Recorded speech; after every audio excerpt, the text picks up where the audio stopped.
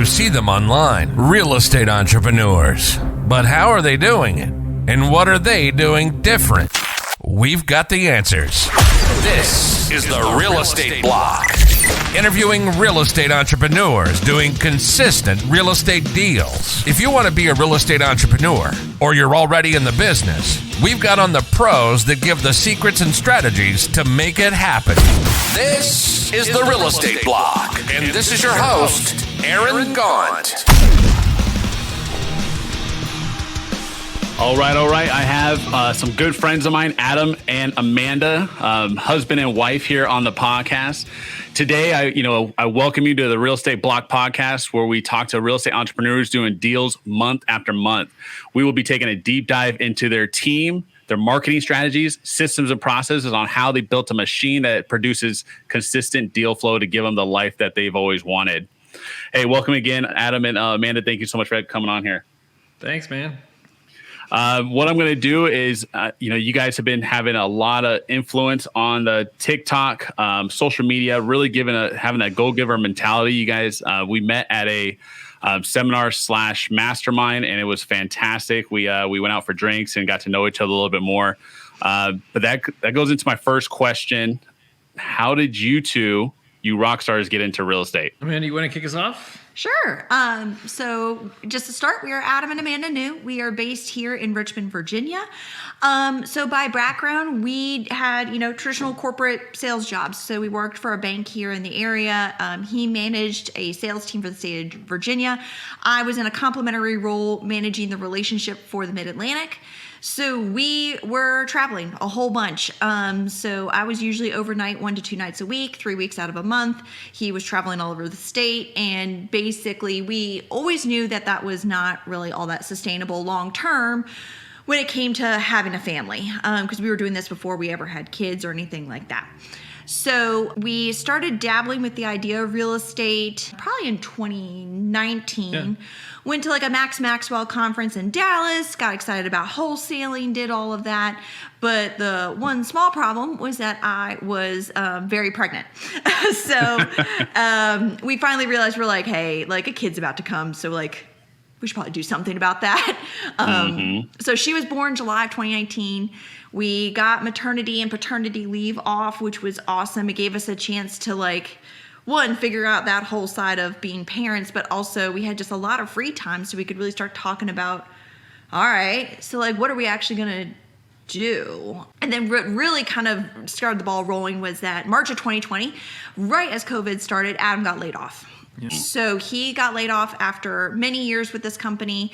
And that's when we said, okay, enough is enough. So we took the time. You got another job pretty quick thereafter. But, there's this gap between, with onboarding and stuff like that. You took that time to really go down the rabbit hole of YouTube and figure out, okay, what is this business going to look like for our life and what we've got going on? We linked up with some mentors out of Mississippi, which was extremely helpful because it's we knew we had a sales background. We knew that we could talk to people, but the whole actually starting a business, we don't know.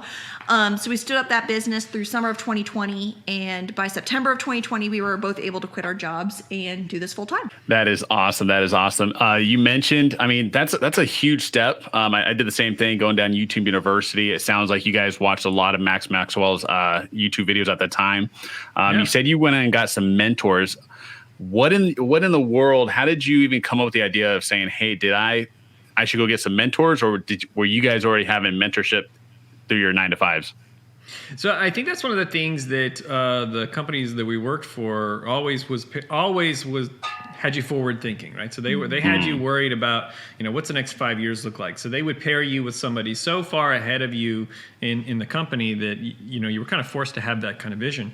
And I think also we knew too that real estate has existed for hundreds of years and that we weren't about to reinvent it, right? There certainly are people that go into business with the idea of disrupting something.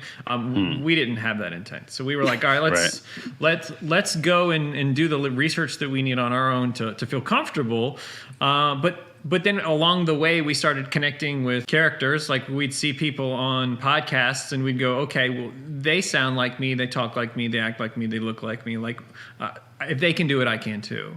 And then, occasionally somebody would say something like, oh, and I have a training program or I offer mentorship or something like that. And I go, okay, well then let me get in touch with that person. And what I found was that this real estate community was fairly accessible, right? It wasn't hard to track people down and get in touch with them. And that's when we got in touch with Adam Johnson and Brent Marino out of Mississippi.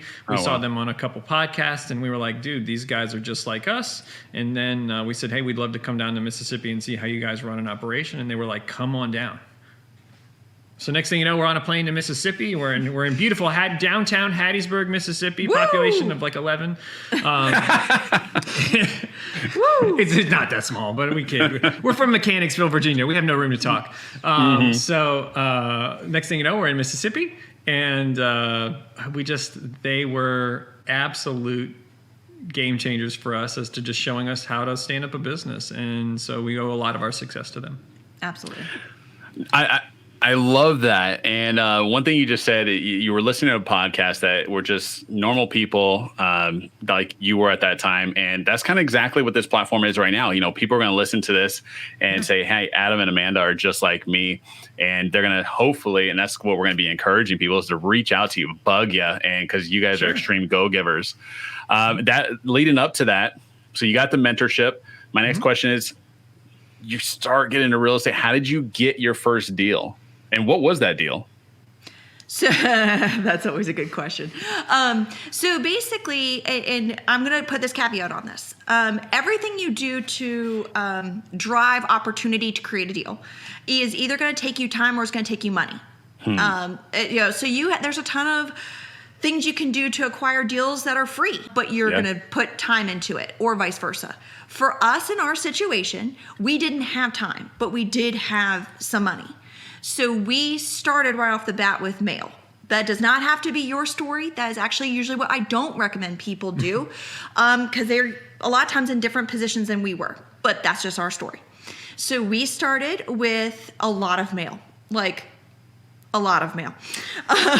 So we started doing that over the summer of 2020. So our first deal that we got under contract, it took about 60 days for us to get that first contract. Okay. And that contract was out in the middle of BFE. I'm not going to say what BFE means. Just look it up. Middle of nowhere. We'll just say middle of nowhere. Yeah. It was on the edge. It was on the edge of anything we ever marketed to. So we went out there, and it was on 5 acres on a 7-mile long gravel road, and we were in the sticks. But the guy, the house had been vacant. It was basically abandoned. The guy desperately needed to sell it to get his fresh start because he had raised his family in there and his wife had passed away. And he was just done. So we put it under contract, just thinking, yeah, it'll be fine. And it did go through, but because it was out in the sticks, it also made us really quickly learn we also have to be really good at finding good buyers that are willing to go to different places. So we did get it across the finish line, and it was $27,000 right off the bat. So your first deal was a wholesale deal. Correct. First deal was a wholesale deal that we made $27,000 off of it, and that is what got the ball rolling. Yeah. So we just assumed every deal would be at least $30,000, and we assumed that every deal closes. We were so fresh that we quit our jobs very shortly thereafter, being like, deals they don't fall out. We had 2 deals under contract at that point that we both knew were roughly about $30,000, and we said, yeah, that seems about right, and just mic dropped and walked out. Which, in hindsight, I'm like, oh my God, It was terrible. That's terrible. Like, I would never recommend anyone else ever do what we did, but we're like, it's gonna be fine. Like, we've got the marketing arm stood up. It'll be fine. We're gonna consistently get deal flow. Things don't fall out. We got it. And then we just walked out. Done and done. Yeah. I think we could end the podcast here. It's just, that's how easy it is. Yeah, that's all you need to do. Send a couple of pieces of mail, quit your job. That'll be fine. Success. Oh man, and that's awesome. So I mean, a deal in the middle of nowhere. We all know, and you guys know, that's not is going to be as easy as it comes to be, right? I know we're being jokesters right now. Deals fall out like crazy. You could literally get 10 contracts in a month, and half of those fall out, right? And that's just the name of the game. Now, and especially in the middle of nowhere, I mean, where did you guys find that buyer? We started with just everyone traditionally in the area and we did a really good job of networking quickly to build a buyer's list. We contacted agents, we contacted folks that had bought more than one property for cash in that county, and didn't really see a lot of success there. And we kind of always said that it almost felt like the avatar for the buyer for that property was going to be a younger investor that was a little bit more fresh, hadn't yet become jaded by driving too far to a property yet. Because anybody with experience would take a look at the deal and go, I mean, I like it and the numbers are really good, but like, man, it's a pain in the ass to get out there. Mm-hmm. And they weren't wrong. But then somebody came along that was like, the numbers are really good. I can see myself making a profit on this, and I'm willing to drive out into the woods. Which, I mean, if you imagine the Richmond metro area, there's not a lot of rural here. I mean, you can go an hour in any direction and find rural, but there's not a lot of rural that's near here. And this was both near and rural somehow. So it was just an odd combination. And I think, honestly, sometimes I think a little bit of luck. I think a little help from the Lord above just got this thing across the finish line. And the gentleman that ended up picking it up did make a handsome profit on it, and actually one of our best friends today. That's awesome. So we've just done good deals and done right by people and made a lot of friends along the way. Yeah. That is awesome. Actually, I have a similar story. The first, I think it was our third deal, made a pretty good profit off of it, and then just quit my job, and where he's probably one of my best buds now to this day, the one who bought it off us. And that's awesome. I'm glad that you guys were able to do that first real estate deal, quit your job, and to give you that life that, not a lot of people would do a deal. People are thinking that this is a side hustle, right? But this is why we made this the real estate block, where we talk everything real estate, because it's given us the life that, we've always wanted. Right. You guys are to be at home, put up your Christmas tree before Christmas and spend time with your daughter. Right. Yeah. But that goes into my next question. So many people, and I'm wholesalers, fix and flippers, real estate agents, anybody who's in this space struggle with getting consistent deal flow. How did you guys break through that deal here and there to consistent deal flow? So, and I think Amanda always says this, and we probably picked it up from somebody else, and somebody else picked it up from somebody else, but anything works as long as you do it consistently. So it's not that we necessarily support one type of marketing over the other, and we really don't want to necessarily be vague, but like we always tell people to find the marketing that connects with them the most. And for us, it was just going all in and spending a healthy chunk of money on mail is really what got the phone to ring enough to where the consistent deal flow was coming through. From there, it was just doing good business and finding the processes that worked for us so that when someone would buy from us, they would want to buy again. So, we realized very quickly we have two clients. We have sellers and we have buyers. And so we were good to both of them. And in return, they were both good to us. And that's how we were able to consistently have enough $30,000 is to pay the bills and to get the business on track and to get us where we needed to be. And I think the other thing that one of the things when we first got started, and we maintain this to now, is we are dogmatically disciplined to a budget. So if you haven't read it, I'm going to shout it out. Profit First for Real Estate Investors by David Richter. We followed that from the first penny we ever made in wholesaling. Wow. From the beginning. And what that does is it says, okay, with every dollar that comes into your business is allocated to certain things: taxes, payroll, operating expenses, marketing, and yourself, and profit. So we would take each wholesale transaction and literally put the percentages in each bank account: 15% to taxes, X amount to this, X amount to that, depending on the revenue, where we were in our revenue cycle, how much money we were going to make over that year. And what that did is it meant there was always money to do marketing. There was always money for taxes if we needed to pay estimated quarterly taxes. There was money for us personally. So it creates, and I cannot talk about this enough, because this is one of those things that most people, you see people are very flashy when they make all this money, but they don't talk about the actual operational things that need to happen on the back end to stay flashy or to maintain a lifestyle. And we had a lifestyle we were going to maintain.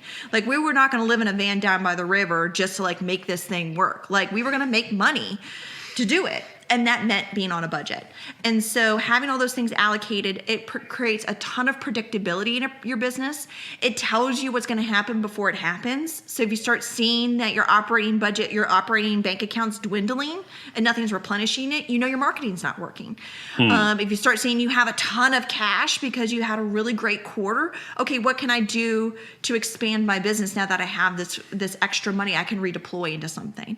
It has dramatically, it makes us far more confident in making riskier decisions if we need to. We know we can live off of the money. We're not just stealing from our business because it was ours. And we get to have a nice, healthy profit account that we can use to either expand the business or go on vacation. Like, we can do whatever we want with it. That's the whole point of that bucket. I cannot talk about it enough and stress it enough. If you want to not just have a side hustle, but to have a real business that you're going to live off of, Profit First for Real Estate Investors is going to protect you. No, absolutely. I love that book, and we do the same thing in our company. And it was just like last year. I think we paid. I mean, as much as we paid $30,000 in taxes, and it was great. You know, we had that set aside. Let alone, actually, we had said more, because I think in Profit First we set 25% aside for taxes. So no, you're absolutely right. And then with the marketing, back to direct mail, because you guys don't just do wholesale. You guys do Airbnbs, you guys do rentals. I think you do fix and flips, and then you're doing wholesale. So you guys are doing across the board, taking it real estate by the horns, and you know, taking advantage of it. How much direct mail were you sending out then, and how much direct mail are you sending out now? Originally, I think just starting off, we had like a $5,000 a month mail budget. Now we don't send out any.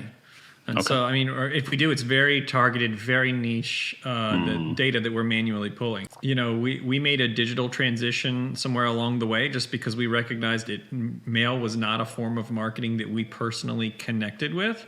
And I say that knowing that, like, some of the most successful people I've ever met in my entire life, 100% of their marketing is mail. Yeah. Right. But it was just something where we, in particular, just did not care for the length of the sales cycle. We didn't care for the amount of follow-up that was necessary relative to the type of marketing. And so we just basically at that point moved to an almost entirely digital acquisition strategy. That's awesome, because you know, your wife Amanda was just telling us that you guys did a podcast interview with Carrot. So are you guys doing PPC and SEO right now? We do PPC, SEO, Facebook. I mean, just pretty much, you know, and then some retargeting. Then we do, like I said, some niche mail in there as well. Pretty much, I mean, if it has anything to do with a computer, we're probably doing it. And some are more some versions of it are more profitable than others, and then it depends on the month. And so there's a lot that goes into it, right? It's not just as simple as like saying, Google, give me leads.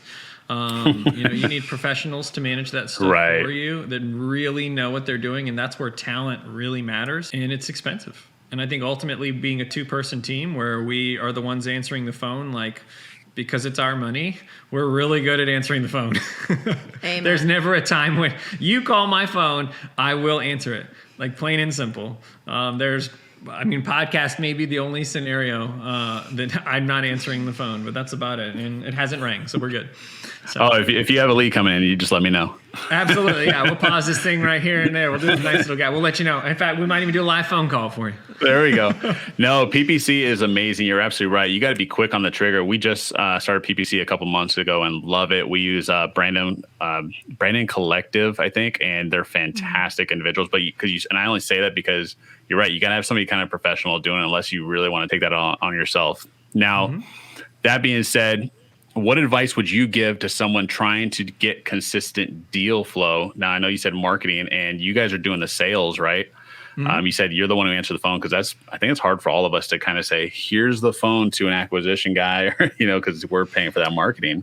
Yeah. So what advice would you give somebody to get month after month deals? You have to be willing to invest. And invest doesn't necessarily mean money. It might mean time. But you need to be realistic in what your monetary budget can be and what your time budget can be. And you have to stick to that. And then figure out, okay, if your solution is, I want to consistently do driving for dollars, because you need to know, how many leads do I need to make the necessary phone calls, to get the necessary responses, to get to an appointment, to get to a deal. You got to know what that is. But you got to do that long enough to know each step along the way what that's going to mean. Consistency comes from dedicating consistent time or resource or money into something, being all in on it, and then developing the KPIs around what that looks like for you. But you have to spend either that time or that money. You just don't get to just have stuff fall out of the sky if you're inconsistent. And the majority of the folks that are brand new that we end up talking to, because this is what happens. You network, like I said, you become Richmond famous, right? And maybe through this podcast, we'll become San Diego famous. There you go. But you have people end up coming up to you and being like, hey, I've got some questions. How do I get started? And usually that's kind of thing. How do I consistently, I've got one deal, or I maybe have half a deal, or maybe I'm working on my first deal, and how do I get consistent? And it genuinely comes down to it. In the beginning, for the average person, it's going to be what's time intensive. But the good news about that is that, yes, you're going to be doing a lot of manual work, but you're also going to be learning a lot in the process. Mm-hmm. So you're going to be learning about the neighborhoods around you. It's like driving for dollars. I think is one of the greatest ways for somebody that has just done nothing to really get to know their neighborhood, because you think you know the area around you until you actually start driving it. And then you go, okay, this is where I'd really like to buy a rental house, and this is where I'd like to flip, and this is, or this might be a bad neighborhood for these 3 reasons, And so you really get to know the places around you, and then you get to have conversations with people, sometimes out in their front yard because you actually physically went by. You're picking up data that is maybe blind to other sources. So you drive by and you see foot-tall grass, and you see broken windows, and you see that nobody lives there, and a trash can that's been out in on the street when it's not trash day, like stuff like that may be blind to courthouse data. So you're going to have something that just inherently, because most data is flawed, you're gonna have a leg up on everybody else. So you might be the only one calling that lead, so they might not have gotten 30 phone calls this week. So it's just stuff like that where it's like, I always say the manual processes where a lot of it's learned, but also that consistent deal flow will often come from just putting in the sweat equity in the beginning, and the money that's earned from that can then be used to put in some actual dollars. And if you're using a system like Profit First, then you're actually going to be able to get in front of the money problem and then use that to double down on your efforts. I like what you said, sweat equity, and you hit it right on the head with the Drawing for Dollars. Something we started with. We don't do Drawing for Dollars much anymore, but it really, I feel like you teaching me, it really helped me know what my area was all about. Because you're right, there's pockets where you're just like, I don't know. Now when I look at a deal, when it comes in from PPC or direct mail, I know exactly what's a deal, what's not a deal, and what kind of neighborhoods they are. Exactly. Yep. Now, let me ask you this. What does your team look like? You might have already answered this, but what does your team look like now? You're looking at them. and any virtual team members, or just you two? The stuff that we've got done is mostly done by part-timers, and is just really to make our life a little bit easier. So anything that's like a manual task or an administrative task can often be that way. And also, like a lot of the when we talk about a team, we joke about it being just us, but like when we're doing flips, that's going out to a GC. I'm not manually running that process, right? We partner with agents in the area. So like there's all sorts of things that we're doing to partner. So when I say our team, the physical employees that are full-time are just the 2 of us, but there are other people involved, and there's also the broader team, which is our network and people that we work with as well. So it's a although good we group do have your mom. That's true. Yes. There you go. So mom is on payroll. She's actually our property manager. So as we've acquired property, we've realized we are not great at property management. So we have she is an official employee of ours, because she also owns rental properties. So she kind of lumped ours in with hers, and we use the same processes and procedures. Part-time VA, part-time college student as well. So just again, here just and there. the little stuff. But for the most part, like the actual acquisitions and the dispositions, you're looking at it. Yeah. That's incredible, because for me, I'll be honest, I need a team. And I'm talking about full on, right now we have a TC, Dispo, my wife, a bunch of virtual people. And, because I just want to do like one thing and then kind of pass it off. Now, how are you guys able to structure all those moving parts within your business and, allocate that? And of course, a husband and wife team, how are you guys able to maneuver all that? So we have very strict walls. Okay. So I am all of our acquisition. So meaning as the phone, the person who does need to pick up the phone call is actually not him, it's me. So I do all of our appointment setting, acquisition, comps, everything. We then go on appointments in person together. So you see both of us there. They get to put a name to a face. We get to kind of play off each other during the appointment, which is proven to be very profitable. And then once that home is under contract, he takes it and runs with it. Nice. So anything that we flip, we usually kind of tag team. Anything that we acquire and hold on to is usually something me and his mom start working on. So we've kind of got it all figured out based on what brings us joy and energy and what we tend to be good at. But I think when you're working in a partnership, once you know that someone knows what they're doing, then let them go do. Yeah. Because my phone call sounds wildly different than Adam's phone call if we were making the same phone call to a seller. Right. But we both are accomplishing the same thing. So as long as you're effective in how you do what you do, go do. Yeah. Now, if it needs to get approved upon, if it needs to get buttoned up, tightened up, then let's have a coaching conversation about that on either side. But if once we know what we're doing, stay out of it. And I think it helps too. We both worked together for 10 years in corporate America. So if you really rewind the clock far enough back, there was a conversation with my boss many moons ago where he was like, I like you, and I want one more person on our team that's just like you. And I sarcastically said, well, we could always hire my wife.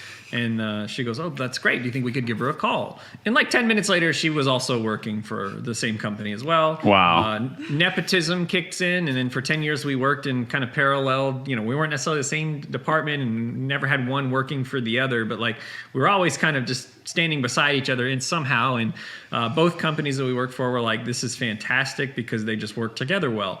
So no one should have ever really let us do it, but they did. And then, so when we came to this, position of working together in a company, we'd already kind of been doing it. And so people are like, how could you work with your husband or how could you work with your wife? I'm like, well, we kind of already been doing it for a decade. So. honestly, I don't know any different. Yeah. So our entire married life, we've worked together. Does that mean it always goes well? No. But it works well when you can figure out where your strengths are, let that person play in them, and then you focus on what you need to focus on, and then she can focus on what she needs to focus on. Yep. And that's incredible. I know a lot of people will look up to individuals such as yourself, as a husband and wife team. You could literally write a book on it, and I bet you'll hit #1 on the Amazon list, right? Now, how do you guys work that out to make sure everything is running smoothly and there's no friction? So do you guys have meetings, level 10 meetings? Because how we have when we work with our wife or our husband, we have those swing by, hey, can you do this? And then you move on, right? We do the same thing. And sometimes, and me and my wife, we try to do level 10 meetings. We don't always have them, but it's a good time where we're able to open up all the books and sit there and just kind of hash it out. How do you guys handle it? Yeah. So we've got a big whiteboard. There you go. We've got a whiteboard and it's got stuff we have under contract and where it is in its process. And then what I consider hot leads, not just anything that's come in, but the stuff that we're really actually working on, it has that on there and then where it is and what its next step needs to be. So what that does is I can look at Adam and say, okay, where's that? And he can look at me and go, okay, well, where's that? Yeah. And then we can kind of have a conversation from there to help us focus in on what the next things are to generate revenue. And then I handle all of our books. So I'll usually give them a heads up hey, here's the runway we've got. Here's what we need to change. Here's what we don't need to change. Because I handle a lot of the marketing side as well. So as we need to make changes, I'll kind of keep them in the loop as stuff needs to be tweaked. But yeah. So usually at least once a week we're sitting down with the whiteboard and walking through it together. And then everything else is kind of Yeah. here's where we're at. But it also it requires discipline in that Exactly. Since she is acquisitions, I either have trust and faith that she will handle it. She was a sales professional for 10 years before she did this role. So I have to have the faith in her to do that. I don't necessarily think that everyone has that level of faith in their spouse. So I actually do have to give credit to Amanda there, that there is something special about her. It's not just a matter of being disciplined and sectioning each other off and saying, okay, you're acquisitions and I'm just dispositions. it just happened to be that I enjoyed one thing and she enjoyed the other. The opposite thing, right? So when they talk about like integrators and visionaries, like I just happen to be a visionary and she just happens to be an integrator. We could both be integrators and this could be an absolute scary thing. Or we could both be visionaries and get nothing accomplished.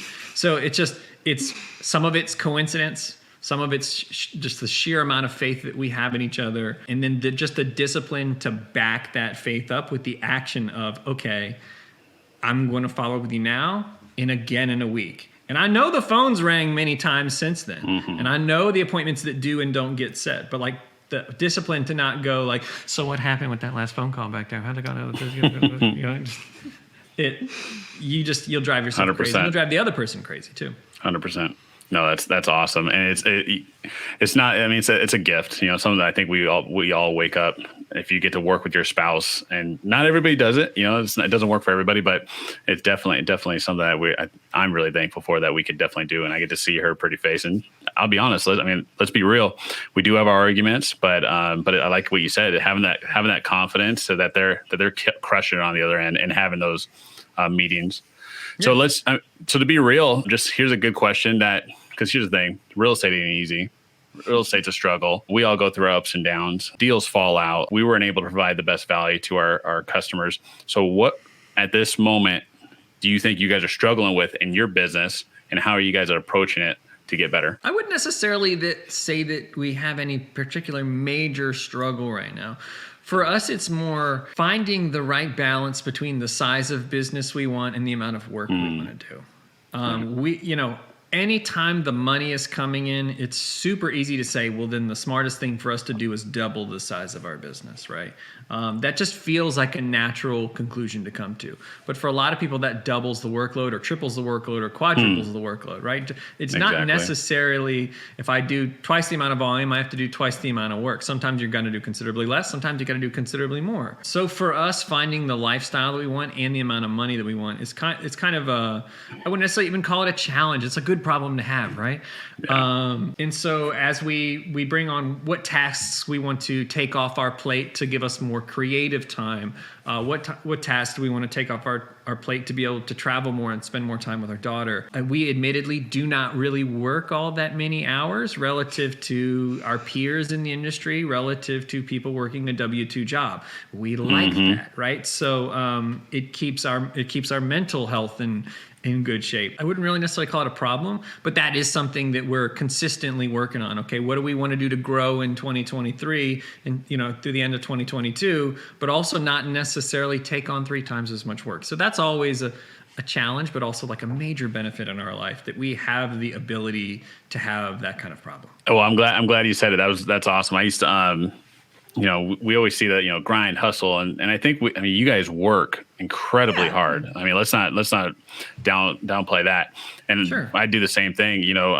I work from, most days I'll actually work from like 8, 9 to 2. And yeah, you're still working after, but it's like, I wanted to work until 2, 3 o'clock because I wanted to go pick up my daughter and go do things. Right. Exactly. Just like you guys have done. And you guys are still working, right? Sure. When you guys are probably having a glass of wine or just sitting down, you guys are having business meetings, right? Talking about the company and, absolutely. And all that. Yeah. So no, I love it. We did a Zoom call last night with a potential seller at 8:30 at night. Like, we're willing to work around things as needed, but I think the biggest thing that we're really kind of a little more fixated on as we go into this year is, okay, what is the stuff that like we really don't need to be doing? Like, right. Adam does not need to be pulling together all the photos to put something up to wholesale. Like, that's a $12 task. He does not need to be handling that. Someone else can handle that. I don't need to be skip tracing anything. Like, someone else can skip trace and make those initial rounds of calls for me. Like, if I want to go down that road. So it's like, that's the stuff that now, as we like go through the day, we'll be like, oh, why am I doing this? And we'll write it down. And then we're trying to figure out, okay, who can handle this chunk of stuff? Who could handle this chunk of stuff? And that's how we start peeling away the things that are unnecessary for us to be successful, for us to personally do. Yeah. Who have you given all those smaller tasks to? So we actually just now are talking to our first VA that looks like we'll start December 1st, and like that's going to be what she does. Is like I Walked through it with her. I'm putting together Loom videos for her so she knows kind of our processes and our procedures. And we're going to get her to do a lot of that stuff because it's not necessary for us to be doing. Like, we need to be doing revenue generating activities, and, making an initial phone call for someone to go tell you to go kick rocks is not like something I need to be doing. Someone needs to do it. It's just not me. There it is.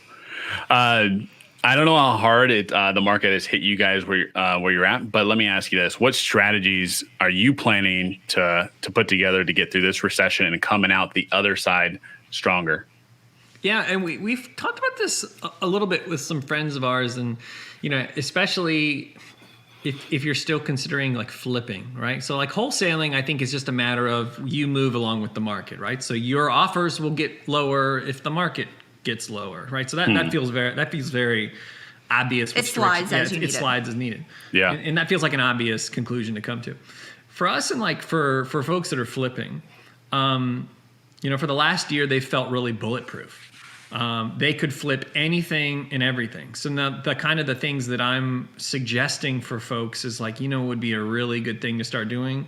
Maybe focusing on 3-bedroom, 2-bathroom, 1,000 square foot ranchers that are going to be easier flips, right? I see people playing around in the tri-level game, and I'm like, okay, you can make this the most beautiful tri-level on planet Earth, and then 2 out of 3 people are still going to walk into that house when you put it on the market and go, right? So like I say, get out of weird. Don't do anything weird. If you got away with weird for the last year, God bless you. But like maybe in 2023, focus on the stuff where you're like, I would want to live here. Focus on the neighborhoods and the flips where you're like, I could live in this house. So if it's a 4-bedroom, 2.5-bath house, it's 2,400 square foot, built by Ryan Holmes 20 years ago, and it's just kind of just cosmetically been destroyed in the last 20 years, that's a great flip. Because just about anybody, once you flip that thing, get it all pretty, stage it and everything else like that, once you get all that done, just about anybody could walk into that home and go, this is a nice house. Like, that's the stuff that we're telling people to focus on in 2023. And if you're going to do the stuff that's weird, you better get a good deal.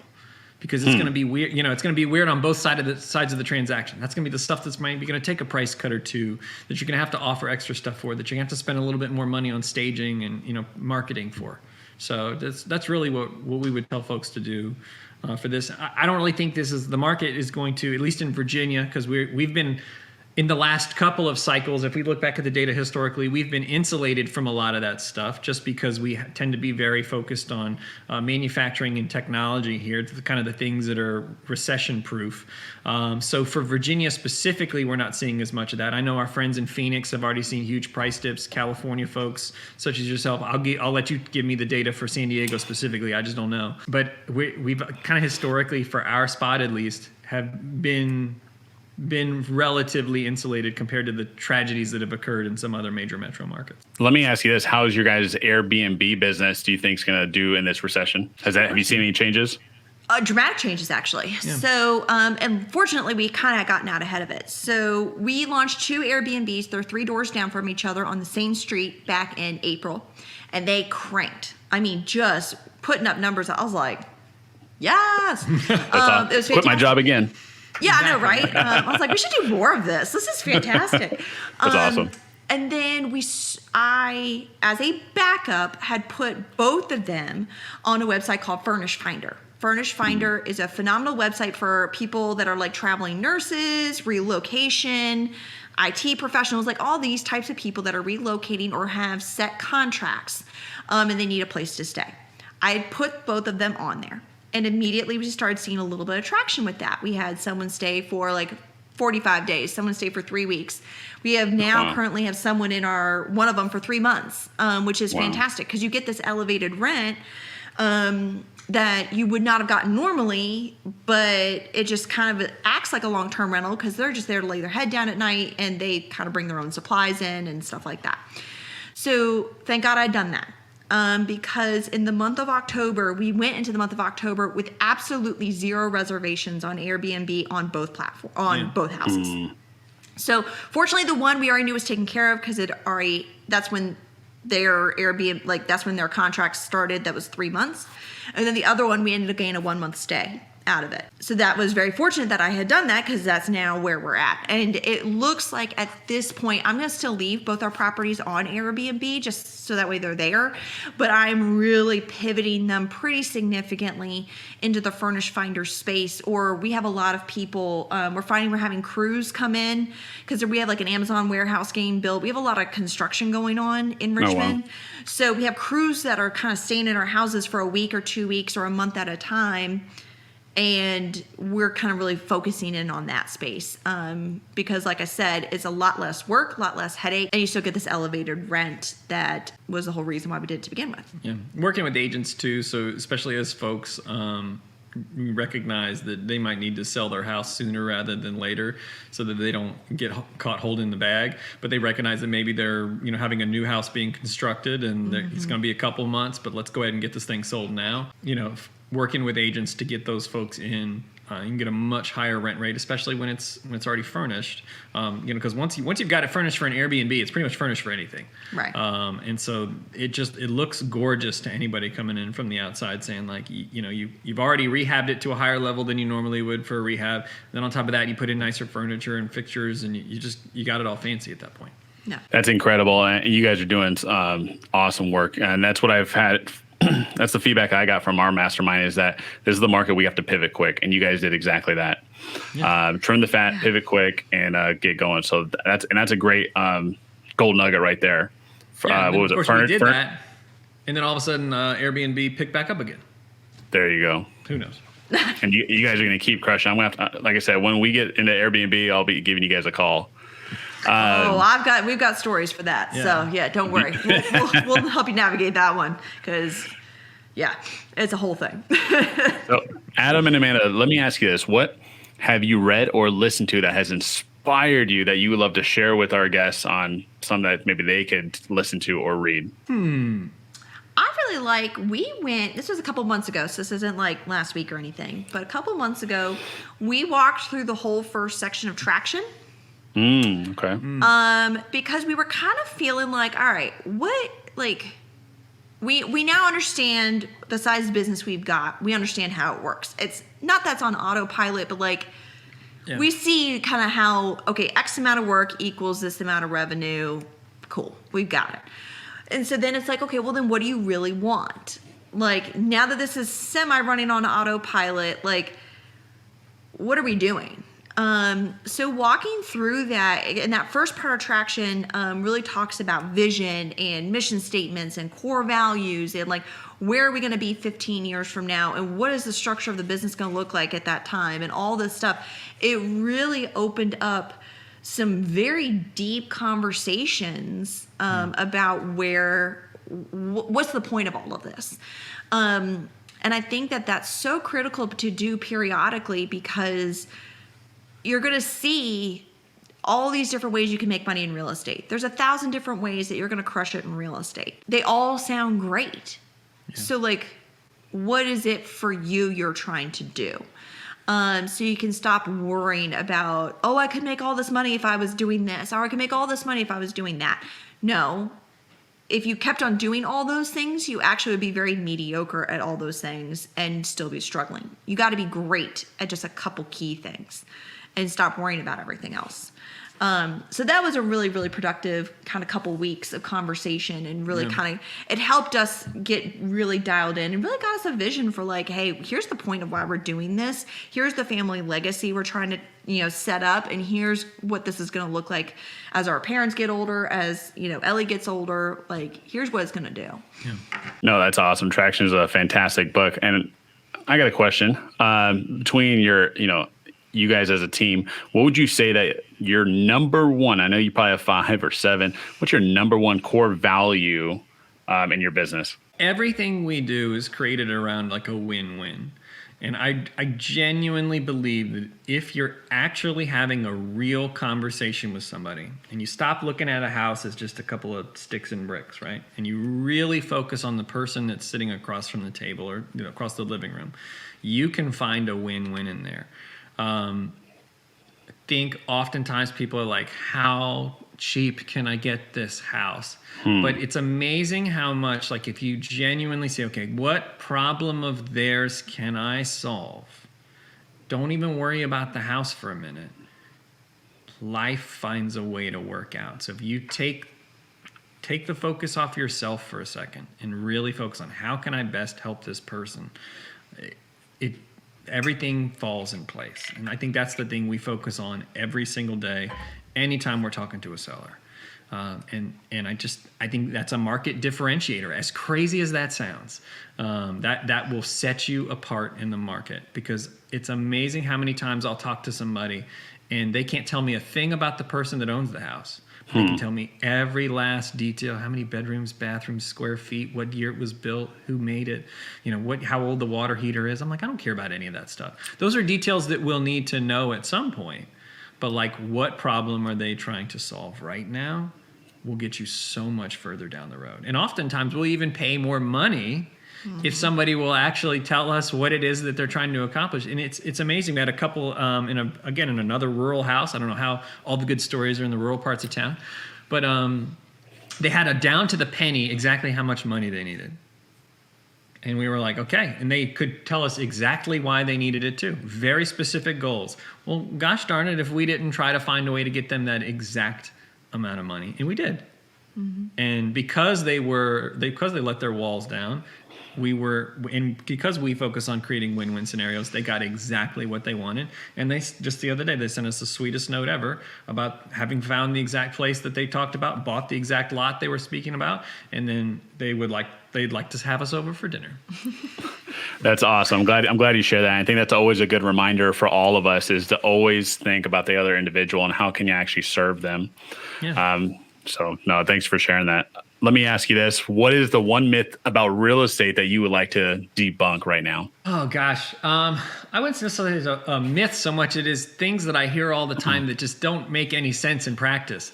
The amount of attention that gets to house hacking gets relative to the ease with which you could do that and keep your marriage alive blows my mind. The conversation typically goes like this. Hey, Adam, I was just on YouTube and I heard about house hacking. What do you know about that? And I'll be like, all right, you're married, right? Yeah. You got 3 kids? Yeah. Do you want to live in an apartment? They're like, no, God, no, I wouldn't live in an apartment. I'm like, cool, then why would you live in a quadplex? There you go. Money aside, right? It's just like, it's the practicality of doing things. I think it's one of those, I think YouTube will get you excited about things that doesn't necessarily show up every day in real estate. Sub 2 is a big one. Yeah. Yeah. We have sub 2s. We have one under contract right now. So like, I love sub 2s, but like, is that something that shows up every day? Absolutely not. And the other part that we talk about a lot, but I guess I just don't hear it a whole bunch, is marketing drives results. And here's what I mean by that. Amen. When all we were doing was mail, typically mail is high equity, absentee owned, blah, blah, blah, blah, blah. Yeah. Those aren't sub 2 conversations. Those are wholesale conversations. Yeah. So for the first year when we were doing all mail, we never had a subject to conversation because the marketing was driving the conversation that inevitably would occur. Now, once we changed our marketing and went more that digital route, hey, look, motivation's extremely high. When you have the right one, motivation's extremely high. But equity is all over the place. Yeah. So now all of a sudden, magically, these sub 2 conversations are happening because of the style of marketing we're doing. So I think people like get excited about a topic and then they think that that's all they're going to find. And it's like, no, look at what you're looking for and see if that lines up. You know what I mean? Like, marketing drives the conversation you're never going to have. If you're underwater, like a sub 2 conversation is great. Absolutely. Right. But if you have $200,000 worth of equity, they want the cash. Right. Yeah. And so when we're talking about going back and creating that win-win, you can't just walk in there having a sub 2 conversation with every single person, because they're going to look at you like you're a 3-headed monster. Like, where's the cash? Where's the cash, though? There it is. Is their concern. Yeah. Yeah. So just stuff like that. I wouldn't necessarily call them myths so much as I would just like... You see people getting excited about stuff that's not applicable. Right. Yeah, either that or just like not necessarily as often, doesn't necessarily occur in the market as often as they think it does. So maybe create a more well-rounded business versus something that's specifically driven by one exit strategy. Anytime somebody has one exit strategy and that's the only thing they're thinking about, I'm like, then you're not listening. No. No, that's awesome. Great advice. And hey, as we close here, I want to thank you guys again for hopping on here. I know you guys are super busy. You guys are going to go do some more deals, talk to some more sellers. I'm sure your phone has went off a couple times. So before I let you go here, you guys have been having a fantastic online presence. I love watching your guys' videos. It makes me smile and it makes me motivated. So go definitely check them out. I want you right now to tell us where we can find you out online. If you have anything else that you want to share, coachings, things that you want to give, anything, just give to the audience right now. So we are on TikTok. So feel free anytime you want to learn something or you want to hear some crazy stories, because we've always got plenty of those. Follow us on TikTok. That's going to be the bulk of like our real estate content. And we are at New Investors, as you can note by our last name. At New Investors. So follow along with us there. Hey, here's what we love. We love answering questions. So if you have any questions, whether it's you see a video and I didn't explain something correctly, or you just have a burning question that you're like, someone tell me what to do here. Like, let us know. We are happy to have that conversation. By no means are we experts. Look, we're talking about quitting our jobs September 2020. We're just at 2 years. I would hope no one would expect we're experts, but we did learn some stuff along the way, and I'm happy to share those experiences with you if you need it. And that's, I'm happy to share anything that is relevant based on what we've learned over the past couple of years. Yeah, so. TikTok, Instagram are cool. We love connecting with people there. Don't friend request me on Facebook. That's just weird. And honestly, Instagram, you're just gonna see a lot of pictures of like me working out and my daughter. So like, don't expect hot fire content. TikTok is all the real estate. TikTok. Yeah, TikTok's where it's at. So, but yeah, please, reach out if you have any questions. We're happy to share what we know and what we don't know, and point you in the direction of if there is someone who we think is better suited to answering your question. We're gonna point you in their direction, because we are not the experts for everything, but we did know some things. So. All right. Well, you heard it first. Go blow up Adam and Amanda. I think they're, downplaying themselves a little bit. They know a lot, and they're ready to go give all the knowledge that they have accumulated over the couple years. All right, guys. Thanks so much, and we'll see you guys next time. All right. Thanks, Aaron.